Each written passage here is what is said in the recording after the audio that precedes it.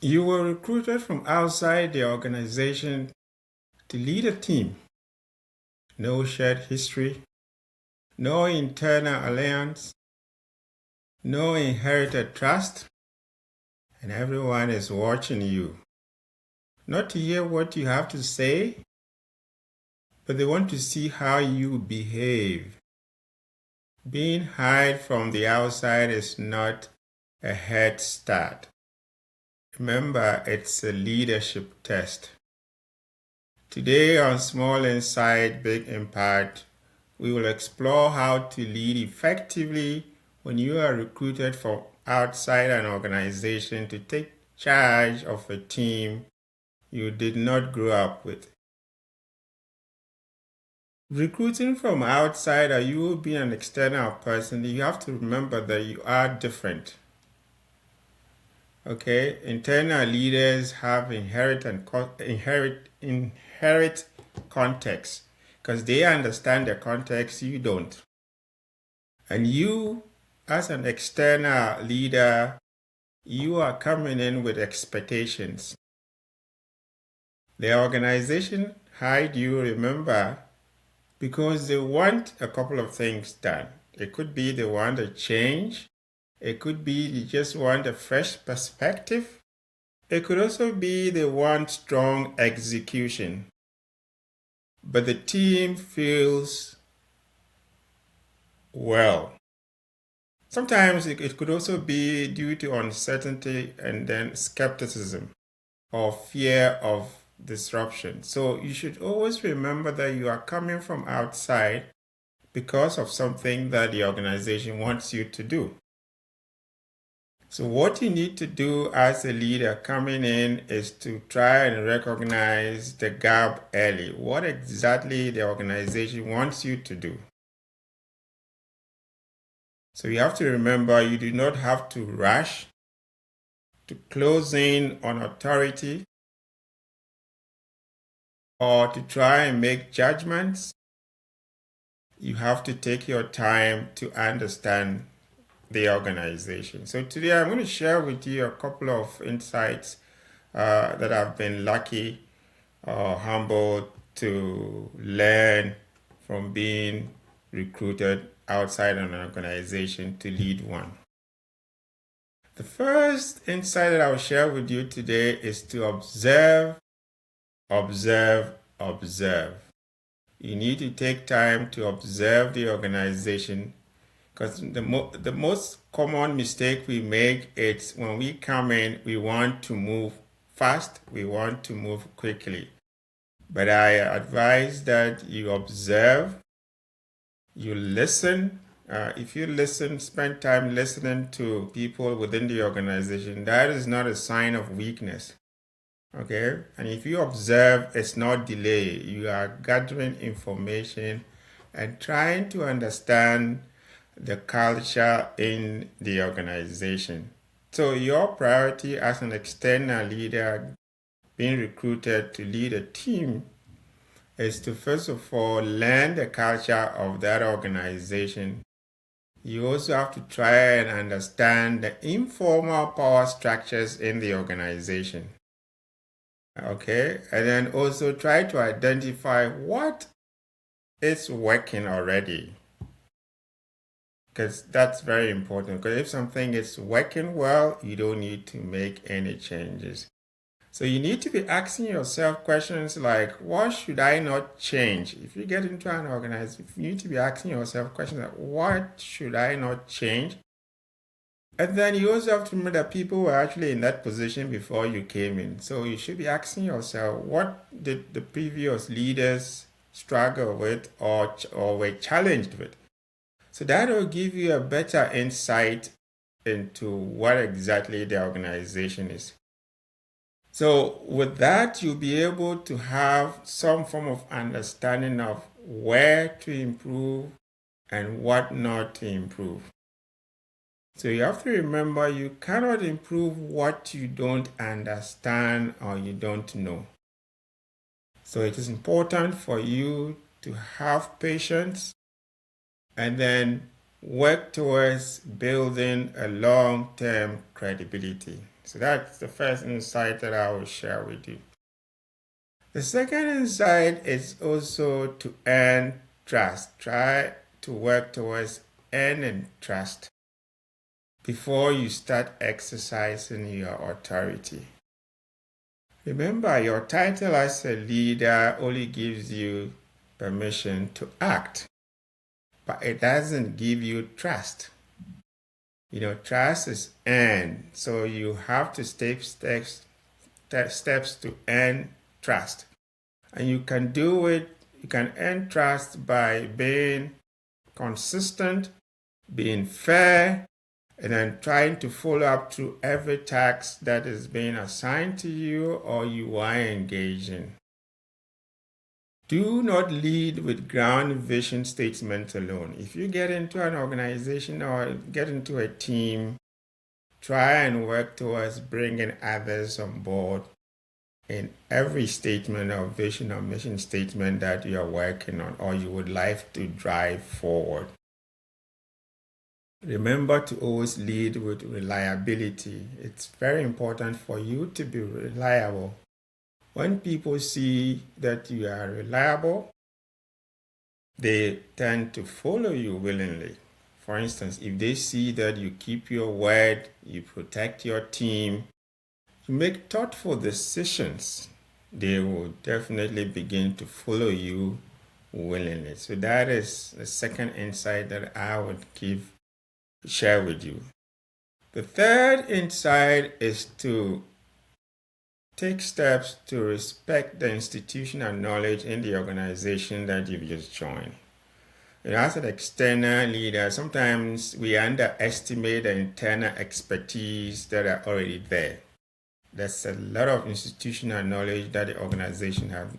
Just that they are bringing you for a particular purpose that you should be able to understand and know.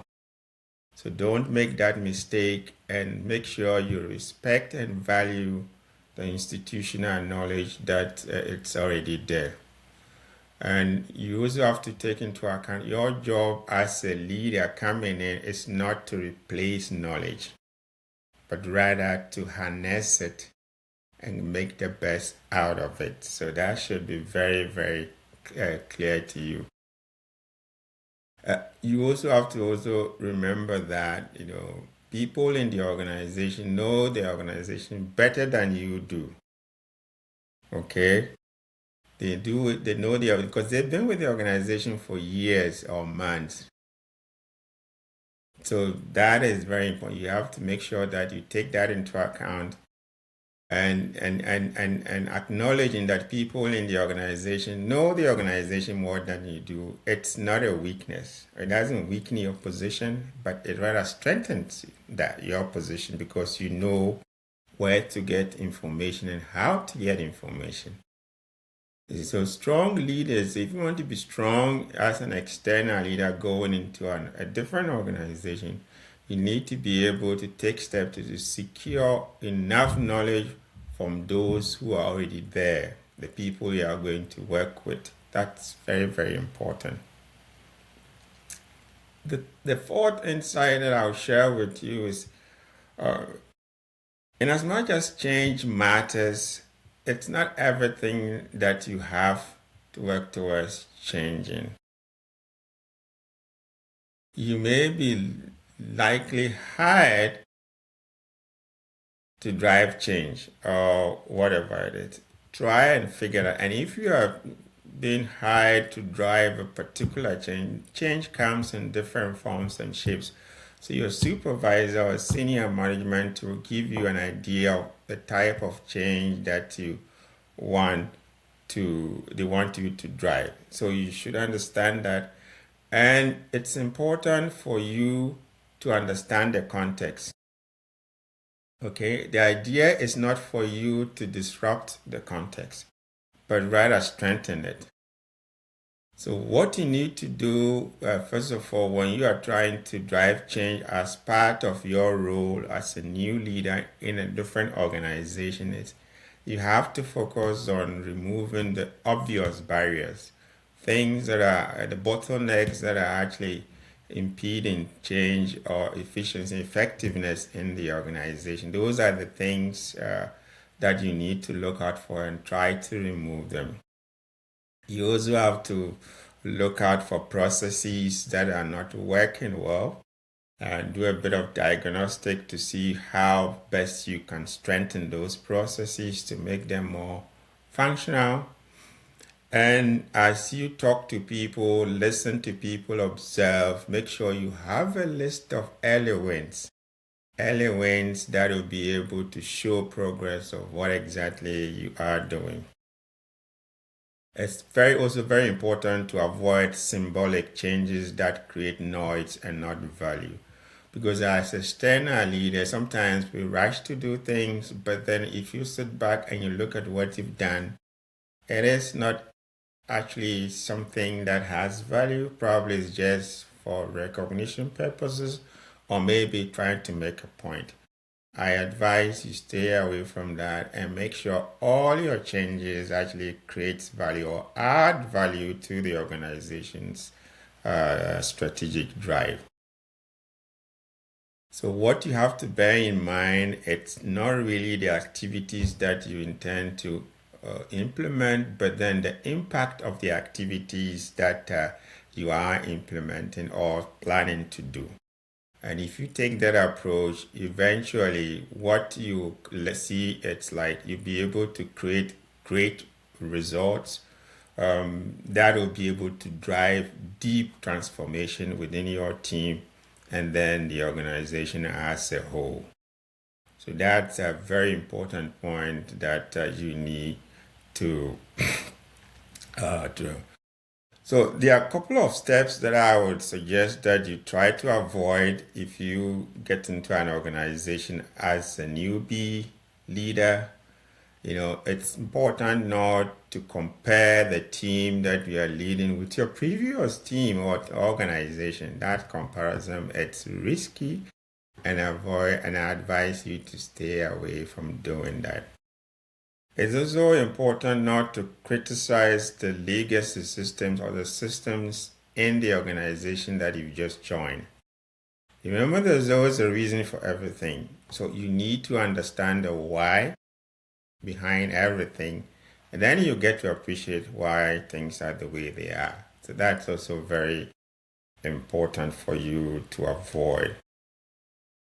The other thing that normally comes with teams leadership, it's sometimes we rush to replace or reassign people within teams that we have responsibility for.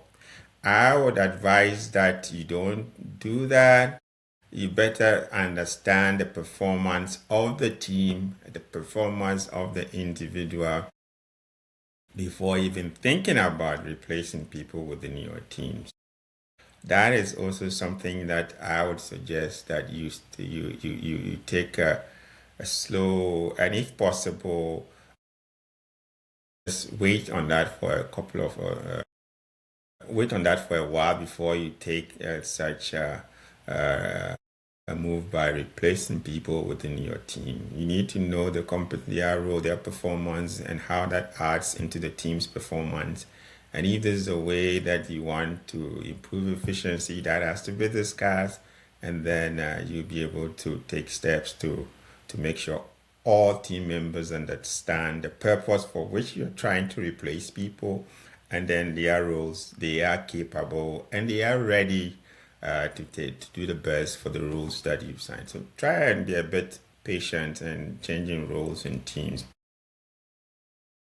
You also have to be very careful and not assume that resistance equals incompetence. Sometimes, people, teams are made of different individuals. There are some people who are resistant, not because they don't like what you're doing, but they want to express their view. They also have a point to make. So I would suggest you don't equate resistance into competency. Because somebody in your team doesn't agree with what you're trying to do, that doesn't mean that the person is incompetent. So you need to take time and understand the why behind the resistance, and then you get to appreciate their position better. Remember, every organization has a reason for how it operates, okay? Because they have strategies, they have vision, missions, and strategic direction. So every organization has a reason why they do what they do.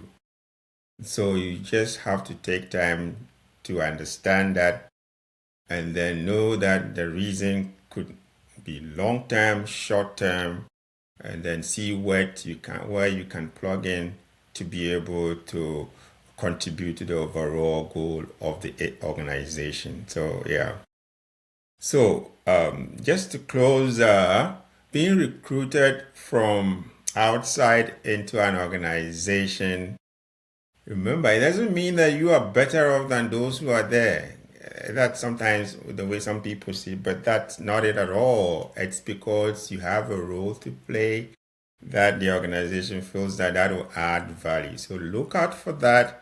And it's all about you being the right person at the right moment. But that doesn't mean that others are not well positioned. So be very humble and take a very approachable way of dealing with things.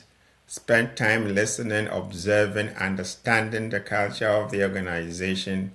And with that will come great leadership, people who accept you for who you are, your leadership style, and you get a lot of people who like to or be willing to follow what you put across. Remember that people, when people feel respected and understood and supported when they follow you, and that's very important. So you need to, your posture, the way you carry yourself, the way you address issues, the way you listen, the way you engage with the team, those are key attributes that will help you be able to settle in or transition into your new role as a new leader in a different team. So if you are recruited from outside the organization and you are a leader, make sure that your transition succeeds and not fail.